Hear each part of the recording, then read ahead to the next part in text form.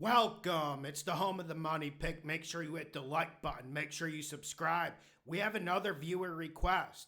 We have the Super Bowl winner. We have the MVP winner. We have the season-long player props and other random future bets sprinkled in. And I know the intro will be back. The first Vegas spread video will be August 31st, 1 p.m. Eastern time. And I'm just saying, buckle in. We've had big years. We've won a lot of money, but this will be our biggest year. I'm ready for it. I'm ready for football. Let's get into the futures. First future, Ravens to win the Super Bowl at plus 650. I don't love picking Super Bowl matchups. I don't love picking who's going to win the Super Bowl. But if you put a gun to my head, you guys know what I'm going to do. I'm going to go the Ravens. I feel like it's this year. There's no science. This window is closing. And the roster they assembled for me is the best in the NFL outside of the Philadelphia Eagles. And let's go back to last year. There was a lot of questions for the Ravens entering last season. Makeshift offensive line, a lot of new pieces. Can these young guys gel? By week 6, 7, it seemed like they were, and I believe they will be better this year. You go to the defensive side, new defensive coordinator. What's going on with the secondary? The secondary is a weakness, everyone was saying. And now both of those weaknesses have been turned to strengths. I think the Ravens have the best secondary in the league. I know that's saying a lot when you have the Broncos, but I truly believe balance. Player for player, squad for squad. This Ravens team is the most balanced in the league. Now, there's going to be a lot of variance. This AFC is an absolute just Goliath challenge full of juggernauts. But I got the Ravens this year. You'll hear me elaborate more later. MVP, man. MVP. I got Joe Burrow. I got Joe Burrow plus 600. And I wanted to pair this with Joe Burrow, MVP, and Bengals to make the playoffs, but the books won't let me. And a lot of this is from Bet365. But I just feel like Joe Burrow was absolutely borderline perfect last year. I'm not saying he deserved it over Josh or Lamar Jackson last year. I'm not. But I feel like Joe Burrow does more single-handedly than anyone. And everyone likes to bash the Bengals organization for good reason. But I think Joe Burrow's going to need an MVP season just to get this team to the playoffs. And I believe he will. I'm looking at this Cincinnati team, and the offensive line isn't great. I actually think it's a bottom 7 in the league. But with Joe Burrow's finesse, footwork in the pocket, 2 very good wide receivers on the outside, doesn't matter. Didn't matter last year. He got hit a ton. On the defensive side of the football, I don't think they've gotten better, and I'm not sure they're going to stop anyone. But that kind of feeds the bat. That kind of feeds what's in the room, and that's Joe Burrow needing to be a monster and needing to take his game to another level. I mean, can he? Last year, honestly, man, I felt like Joe Burrow had the best quarterback season of anyone. I really do. But it's hard to make that statement when they don't make the playoffs with those 2 great wide receivers. I think Joe Burrow will reach different levels this year, and the team's on his back. And he's entering this year in a little bit of a different mood, playing in preseason. I like Burrow to win the MVP, and I like this a lot. Some Super Bowl matchups, just to sprinkle it in. Ravens to beat the Eagles, plus 3,300.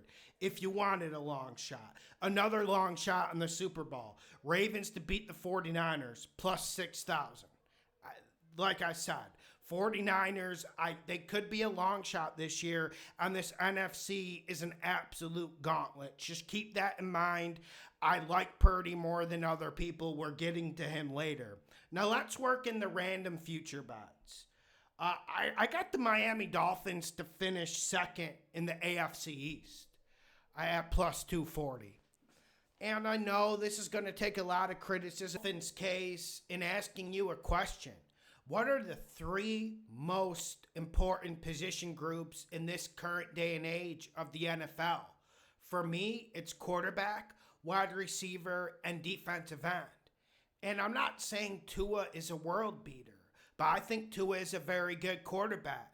And you have two very good wide receivers. And when I look at this defensive end core, I know they've struggled with health, like Jalen Phillips. But you give me Chop Robinson, Chubb, Phillips, I think that can help a secondary. And we know this secondary is absolutely terrible. Like, I know no one wants to put their life on the line, their money on the line when Storm Duck is going to be in the cornerback rotation. It's not pretty, it's not great, and I'm not defending it. But I also think this Patriots team has their fair share of problems. And that's one reason why I'm going into the second bet. Patriots under 8.5 or 7.5 lines. Whatever you feel is best and whatever pays out. There's a lot of variance in the payouts. But when I look at the Patriots, I see a 7-win team. And I'm a Drake May enjoyer. I absolutely love Drake May. I think he is going to keep getting better, and we could see him churn to elite status as he gets more snaps and help around him. That's going to take a while, but it is a work in progress.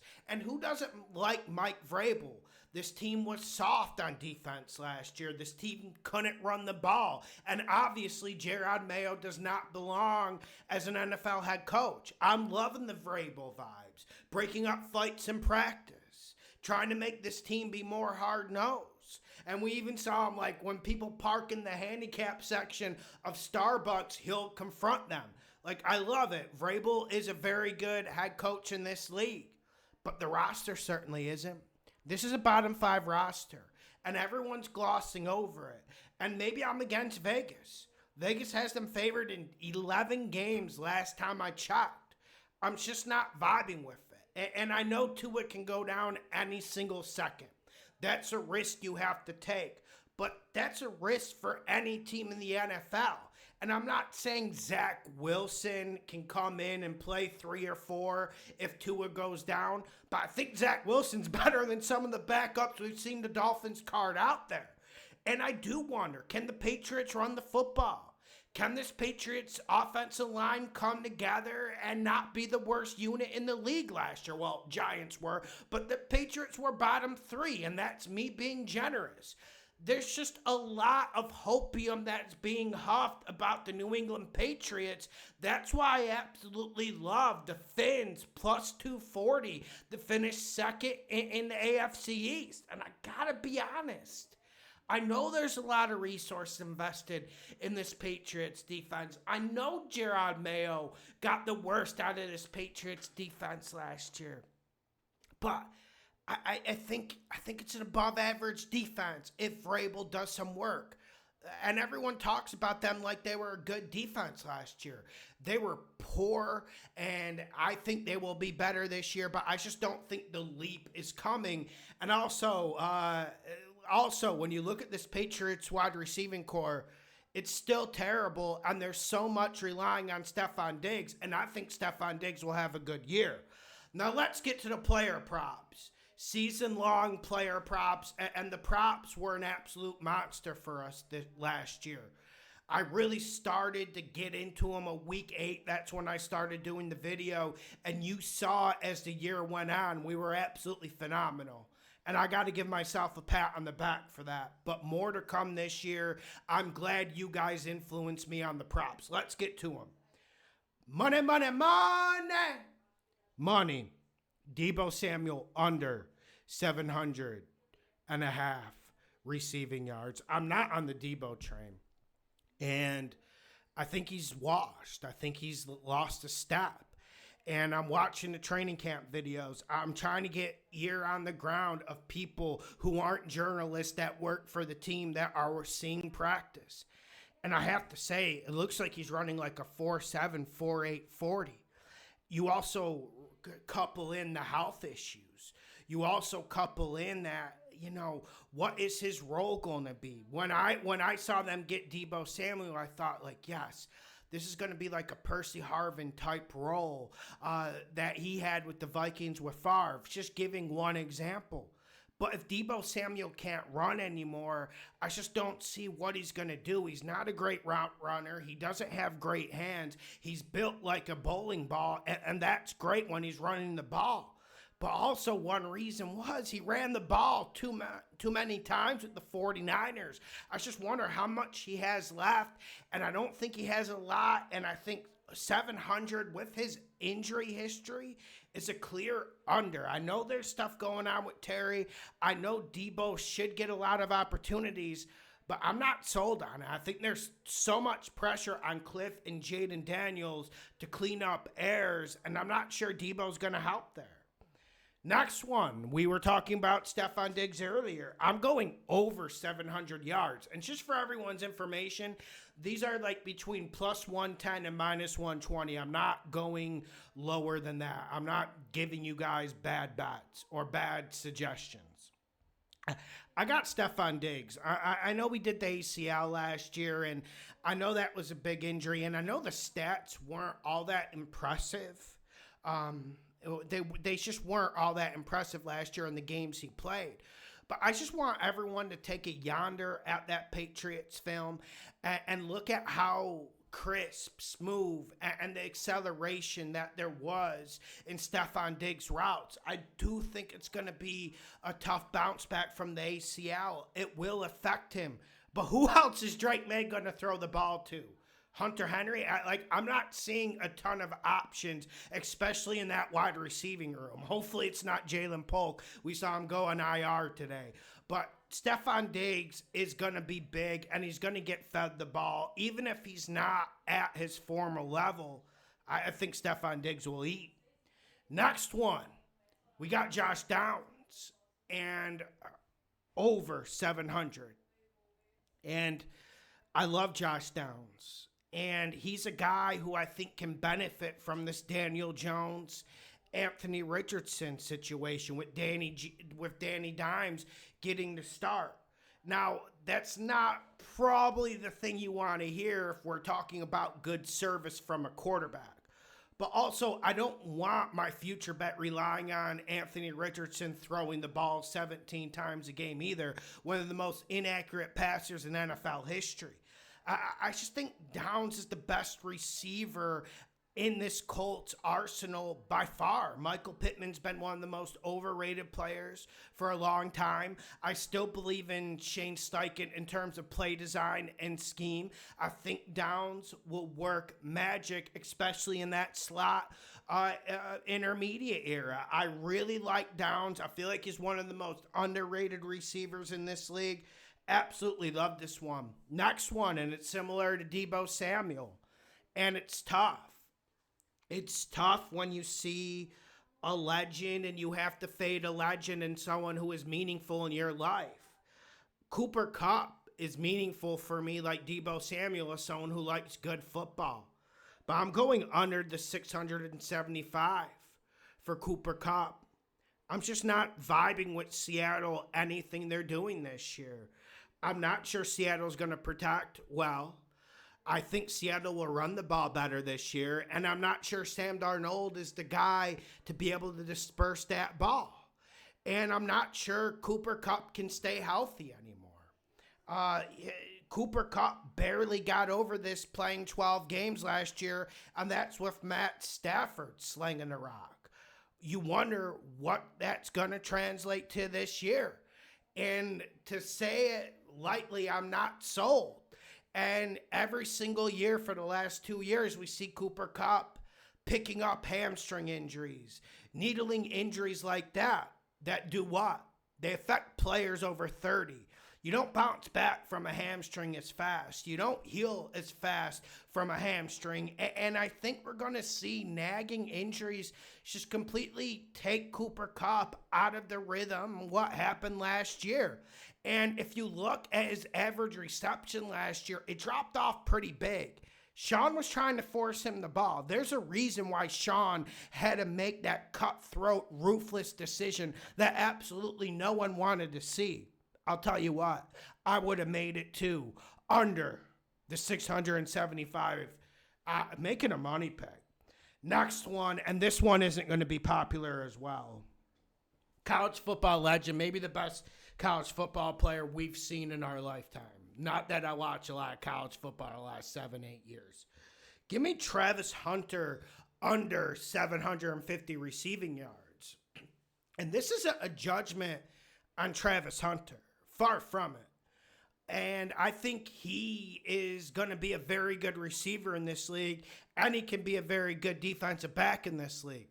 I'm just not necessarily sold he can do it on both sides of the ball, and I'm not necessarily sold the human body is made to play both sides of the football in this bigger, stronger, faster, whatever word you want to use for it, NFL. We already saw him dinged up. And we know this Jags offense, I think they're going to be better. Well, they can't be worse. Lawrence can't be worse than he was last year. I do think Liam Cohen will add some structure. I just do wonder. I think the Jags need Travis Hunter more playing on the defensive side of the ball. I viewed him more as a corner than a wide receiver. I'm not saying his wide receiving skills are lacking. I'm not saying his football IQ doesn't make a huge bit of difference. But I just think he's going to suffer this year on the offensive side of the football. And when like I said, I just want people's opinions in the comment section. Because firstly, 750 is a lot for a rookie to come in this league. And also, we need to remember, I'm not quoting the draft guys, but if you had to look at him purely as a wide receiver, a lot of guys gave him as a second-round draft pick. So I got Travis Hunter under the 750 and a half. When I watched the college film, which limited, I watched 3 or 4 Colorado games, I saw him more as an NFL defensive back, but that's just me. Some honorable mentions. Jacoby Myers over 828. They're going to feed him the ball. The man is an absolute gladiator. I've seen him take some of the nasty hits in this new era of NFL. He gets up. He keeps going. Great route runner. Xavier Legette under 550 yards. I actually love Legette. I love the accent. I understand everything unironically. But I don't know where he factors in this Panthers receiving core unless Thielen's traded. Of course, he's going to be a deep threat, and he's going to be used a lot by Canales in different ways. I just like how Tack has played in the preseason. I think he's a big body. Love what he's doing. And secondly, I love how Coker's emerging. So I feel like you got 3 good targets in Coker, Tack, Thielen. Is he going to get the distribution? And do we love Bryce Young? Let's see what we see about that. But I think the Panthers are going to run the ball, and they got these 3 very, very decent targets. Zay Flowers over 900 and a half. It's just, I can't do it fundamentally because it seems like he plays 12 games every year, and I'm expecting that. But I expect him to have a big year, and I rate him more than other people. I think he's in that top 15 receiving core discussion, but it's hard because the Ravens' offense is very unique, and it's not really a stat-filling offense. So Zay Flowers over 900, but I'm a little bit cautious on that. Now let's get to the quarterbacks. Sam Darnold under 3,400 yards. Money, money, money. Firstly, I'm not sure Sam Darnold finishes the year. Not because of any injury concerns, but I do wonder if Seattle can protect him. I do wonder if Seattle will have a good enough running game, which they didn't have last year a lot of the season. If they can have a good enough run game to create run-pass balance and allow Sam Darnold to get in the good, pleasureful situations he found himself in Minnesota. 2nd and 3s, 3rd and 2s, 2nd and 5s. We'll see if he finds himself in these situations. I don't think so. And I don't think he's going to have the same level of talent around him. And at a certain point, if the Seahawks thing gets off to a slow start or they start struggling, at what point does Seattle say, listen, we're building for the future. We actually have a lot more talent than we did a year previous. Why don't we just throw in the backup and prepare for next year? And if you look at Sam Darnold's contract, it's structured that way. Under, making a money pick, pretty damn confident about it. Let's stay in the NFC West. Brock Purdy, over 3,850. And maybe this is because of the health issues. But he had health issues last year, and I think he only played 15 games, and he went over this. And I felt like Brock Purdy was very good last year, even with all the chaos and injuries that this 49ers team endured. And I know people are worried about Jennings. People are worried about Ayuk. And I certainly am. But I think the 49ers are going to need to throw the ball more this year. And I think they will. I was very impressed at times with what I saw out of Purdy. And it seems like he's really going under the radar. I'm going over for the Purdy passing yards. I don't want to touch his touchdowns, but because we just know Shanahan at that run game, even with this offensive line at its worst state in the Shanahan era, they're going to be able to run the ball. Next and last prop, I know this goes kind of like contrary to what I'm saying, but we got Drake May. I'm going over the 3,274. I don't think the Patriots are going to be able to run it. And also, I'm sure the bookies are factoring in, well, he took an awful lot of punishment last year. We saw that headshot he took against the Chargers. There's a possibility Drake May misses some games. There's also a possibility the man can run for 100 a game with his legs. But I just, like I said, I complained about the help at wide receiver. But this is a really low number for a quarterback, and especially a quarterback that has proven he has big play potential, an absolute golden arm and athleticism, and a fearlessness and moxie that is rare to find in such a young player. Give me Drake May over the 3,274. Make sure you hit the like button. Make sure you subscribe. Executive Club on Patreon. The Discord will be up for the new year soon. Also, get on Patreon, $7 a month. I already have the futures that I'm going hard on up there. I got 4 future bets crystallized for this year. This is just some extra future bets, some food for thought. Let's get this money. I hope everyone is doing great, and there should be blood running through your veins at a faster rate now. Your veins should be popping right now because football is almost here, my ladies and gentlemen.